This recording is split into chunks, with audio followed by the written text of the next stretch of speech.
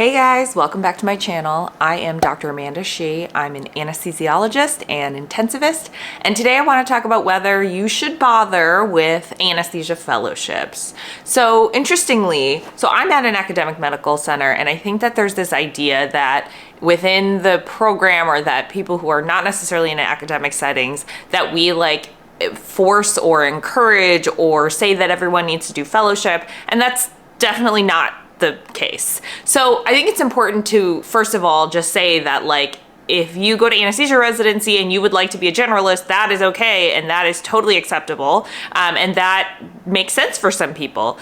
For other people, it may make sense to do fellowship. There's a lot of different pathways, and everyone also is coming in with a different set of experiences and a different current situation, as well as when you come into residency, oftentimes you can't predict what your life is gonna look like towards the end of residency. There are certainly surprises that come up in life. Sometimes you come in with a relationship and you end up ending that once you are done with residency. Sometimes you come in single and then you meet someone really great, and you have to think about your life relative to what's going on, and you have to think about your career relative to what's going on in your life. So a lot can change in the few years in residency, and life continues to go on even though you're a resident, so it's important to take that into account when deciding on anesthesia fellowships.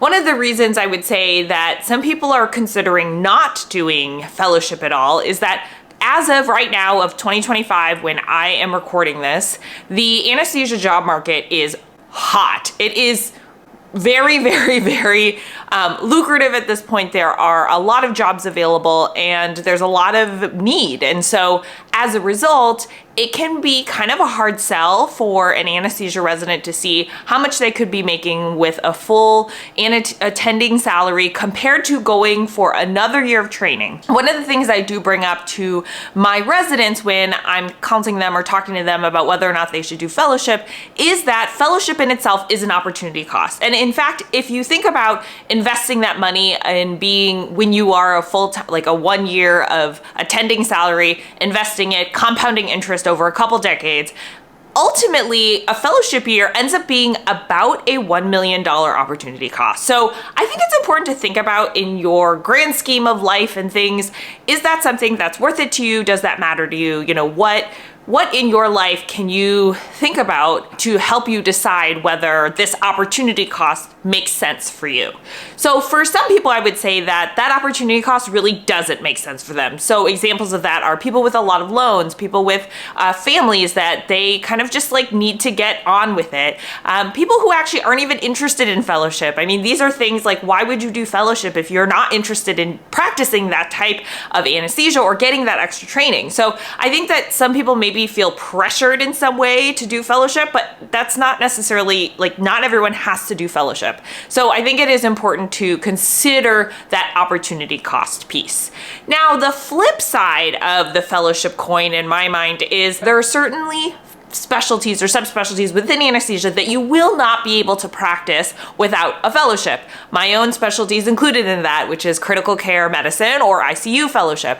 And if you don't do a fellowship and you finish anesthesia residency, you cannot be an intensivist in an ICU. So if you have always dreamed of doing that subspecialty or that area of anesthesia, then it 100% makes sense to do the extra year, because that is going to influence your career for the rest of your life. So I think that that's the other important consideration is, can you see yourself doing general anesthesia for the rest of your career without X, Y, or Z fellowship that you've been considering?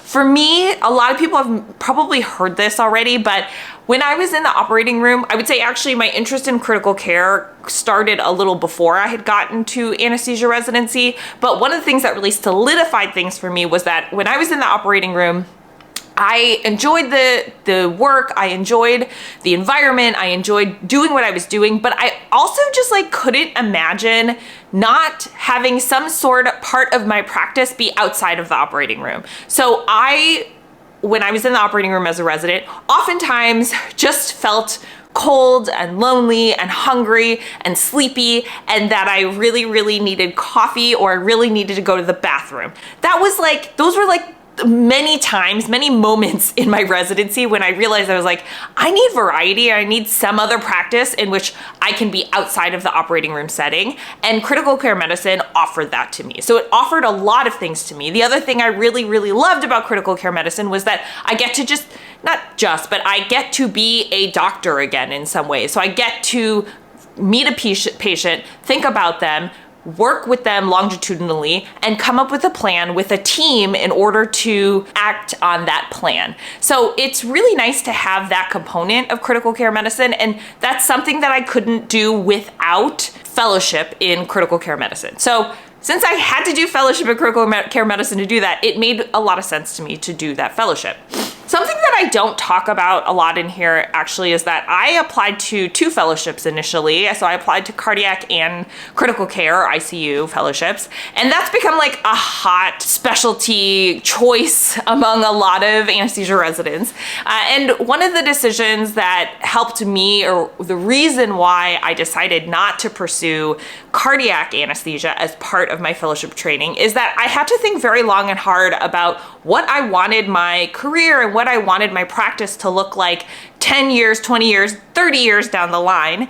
And what I concluded was that I was really interested in doing hospital administration or some sort of admin work. And the cardiac anesthesia fellowship was 1 year of an opportunity cost where I didn't feel like it was adding more to my clinical practice or my admin goals, that it didn't seem like it made sense to me. And ultimately, critical care medicine or ICU fellowship was my first love. And I will say now that I'm almost 5 years done in my practice, I'm really happy with the decision I made. And both parts of it, which was pursuing critical care medicine, but also dropping cardiac anesthesia as a potential fellowship. Because ultimately, at this juncture, I have gotten opportunities, or I'm currently in a practice in which I get to mix OR anesthesia. I also get to do critical care medicine, and I now have an admin role in which I'm overseeing our pre-op evaluation process. So I'm really getting to do all of the things that I had wanted to do when I was thinking about what my career would look like, only about 5 years down the line from starting. So I would say it worked out for me. It doesn't always work out the way you expect it to, though. The position that I'm in for administration was something I actually turned down initially when I started my career as an attending, but it worked out that it ended up being a good fit a few years down the line. So I'm really happy with what I did, but I think that it's also important to consider that not everyone needs to do fellowship. So definitely thinking through kind of like, where are you at in your life? What things do you enjoy? Are there things about fellowship that will allow you to practice that you must do fellowship for, that will open up an area of practice that you couldn't see yourself not doing, or that you have to do as part of your career as an attending? Or just consider, what if you became a generalist somewhere and then you could potentially go back for fellowship later? I do know some of my colleagues have gone back for fellowship after being an attending for 1 to a few years, and so it's not unheard of to do that, but it certainly is much harder to do that, especially after you get comfortable in the attending lifestyle. So those are some of my thoughts about considering whether or not to do fellowship, especially in this current market. So just really think about your life, think about what you want in your career a few years down the line, or like a few decades down the line. And then the last thing I was actually going to comment on was that another piece of advice I give people when it comes to considering fellowships is whether you kind of want almost an insurance plan policy. As you guys may or may not know, the landscape of healthcare and medicine is evolving. A lot of private practices can be a bit tumultuous. There's a lot of volatility. Even though the market is hot, there's a lot of changes that are happening with potential reimbursement, with what's going on with Medicare. There's a lot of just changes in terms of financial health of institutions like hospitals. And so it's impossible actually to predict the future of what medicine will look like and what the specialty will look like. But one thing that I thought of in the back of my mind, because I'm coming into this with a bit of a scarcity mindset, is that I wanted some sort of like insurance plan in my specialty. And if anesthesia were no longer to be able to be a lucrative specialty, or one that was worth the investment in physical and mental exhaustion that the specialty kind of requires of you, that I felt like critical care medicine at least offered me something else to do if anesthesia wasn't necessarily a good fit anymore. So one of the biggest challenges almost of being a physician is that you can't just like switch specialties whenever you feel like it.